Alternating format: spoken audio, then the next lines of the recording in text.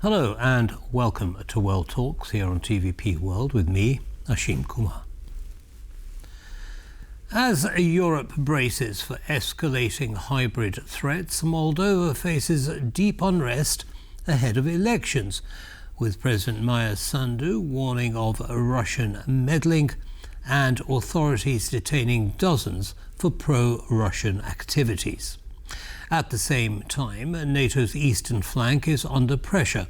Over 20 drones breached Polish skies, 3 Russian fighter jets violated Estonia's airspace, and cyberattacks continue to mount. Even as Poland reopens its border with Belarus, NATO allies debate deterrence. Joining us to explore all of these activities is Zbigniew Pisarski, he's president of the Casimir Pulaski Foundation. Zbigniew, welcome to TVP World. Thanks for taking the time. My pleasure. So much going on. Oh, yes. Let's start with Moldova. Okay. What do you make of what's going on? We've got the elections coming up. We've got hundreds of millions of dollars spent by the Russian government to try and meddle. Give us your reading of the situation. Well, I have quite personal perspective on it. Just a few months ago, as the Pulaski Foundation, we had a pleasure to host President of Moldova, Madam Sandu. And actually, we exactly spoke about the coming elections. And she was already making us aware that we should expect that what is exactly happening right now. So this is the same playbook that Russia is using with its neighbors and trying to disrupt democratic processes, to undermine the results, whatever they will be, but also to make some projection of power and test our resilience both on a democratic level, but also the security institutions and their effectiveness, fight with disinformation, but also the critical infrastructure, which is heavily tested during such processes. So simply speaking, that's what Russia is trying to discredit Moldova as a democratic state and Moldovan democratic elections as a credible one. Right, okay, so when you spoke with President Sandu, what was her assessment of the impact of all of this? You know, will Russia be successful? Well, what did she think? Well, this is very difficult for her because she's running the country, which is quite fragile. We keep in mind that the former politicians took away a big chunk of the national treasure of Moldova and run away from the country. And she has to run the country with empty tank as a car, comparing it.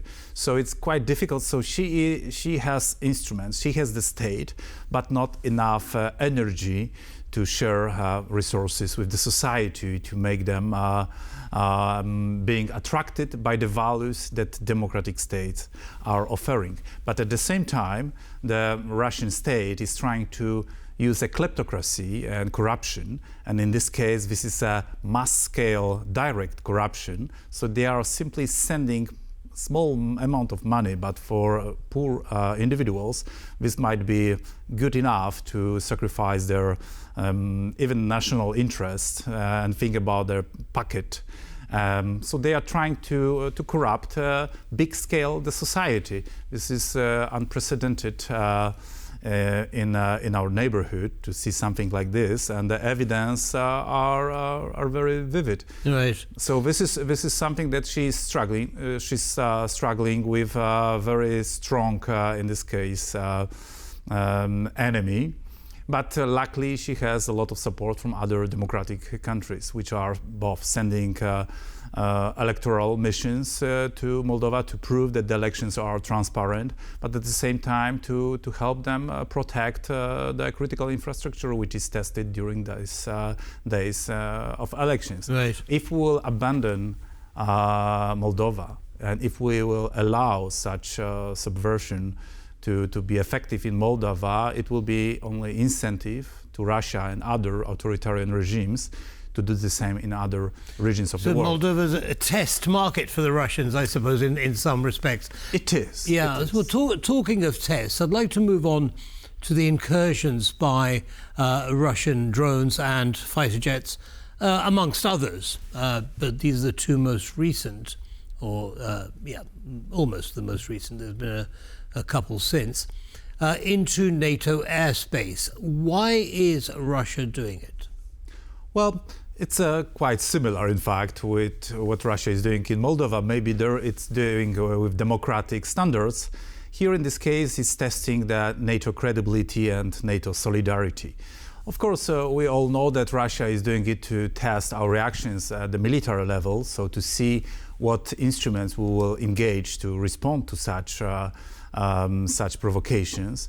But I would say I would recommend our politicians to be like Turkey in this case. So we should not allow them to do the salami test, because what we've seen, first there were some incursions to Poland, then we've seen Romania, then we've seen Baltic states, now we see Denmark.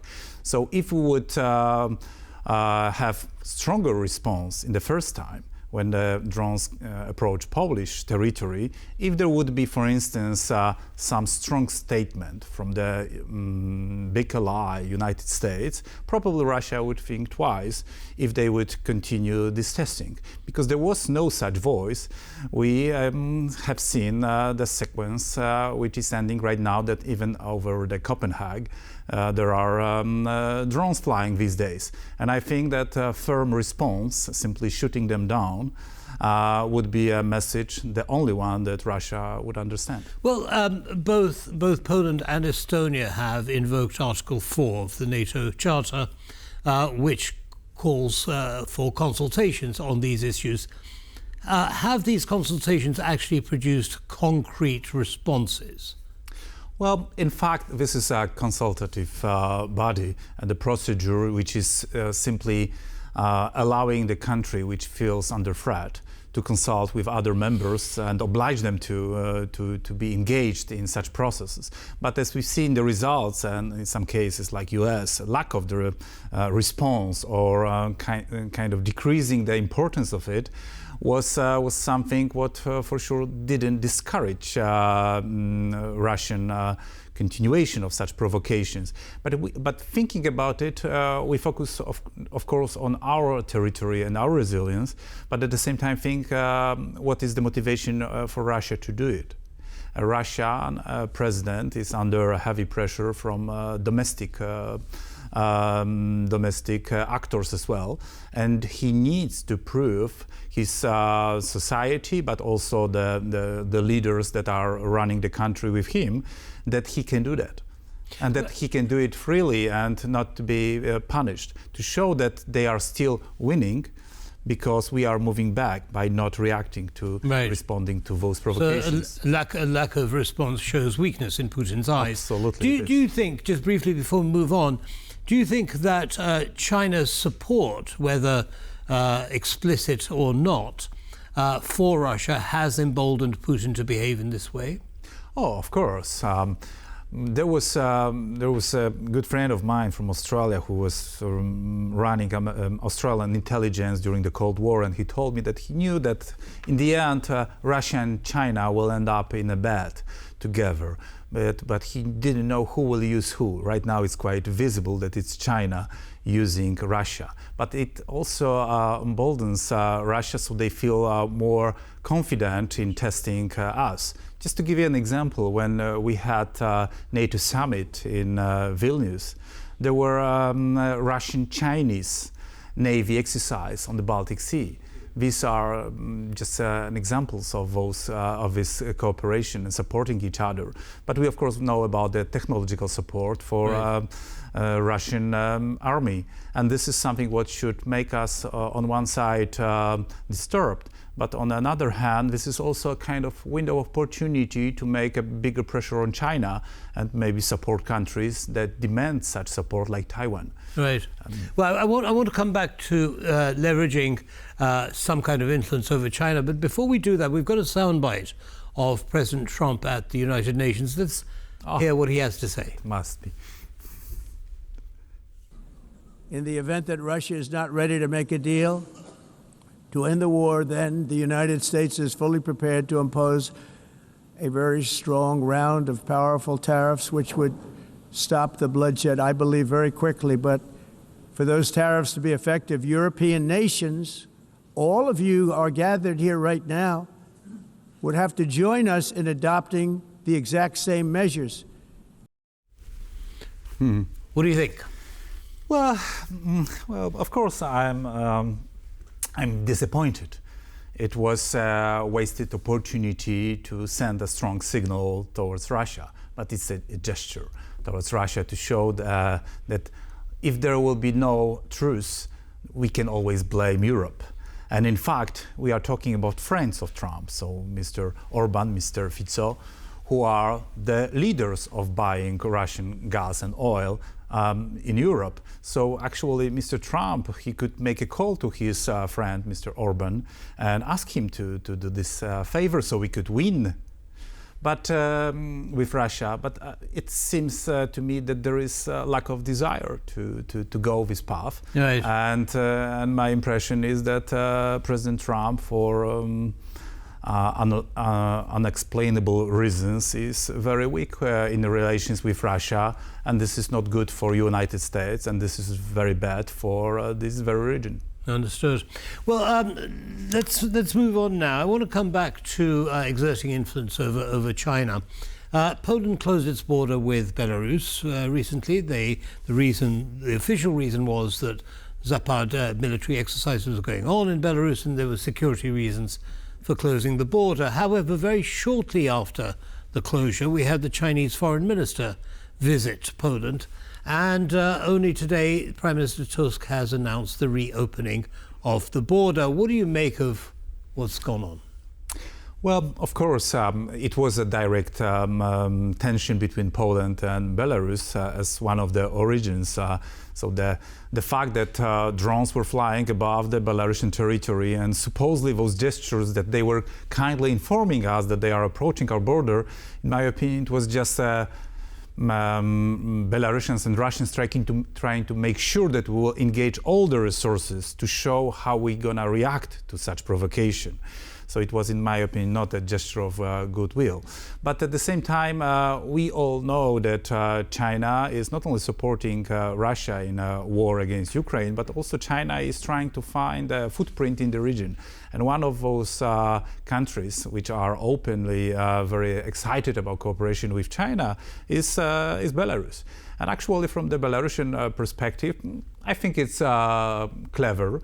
Lukashenko was always good in balancing, so he wants to balance Putin with his supervisor. In this case, it's China. So it's kind of balancing some independency of Belarus, which is, of course, very pragmatic, very cynical, but in this case, it might matter.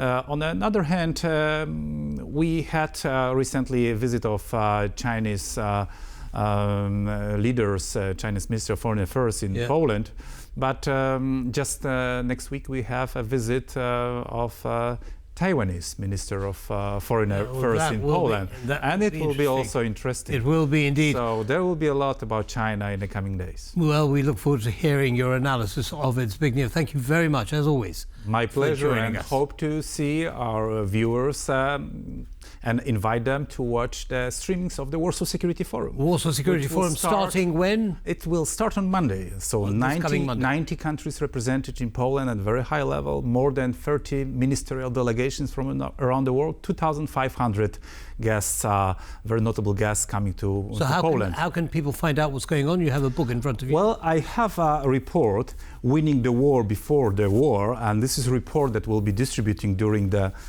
Warsaw Security Forum, but you can find us easily online, and this is something what I am encouraged to follow in the coming days. Well, thank you very much again for joining us. My pleasure. Have a good evening. That brings us to the end of this episode of World Talks. Don't go away, though, lots more coming up. Goodbye.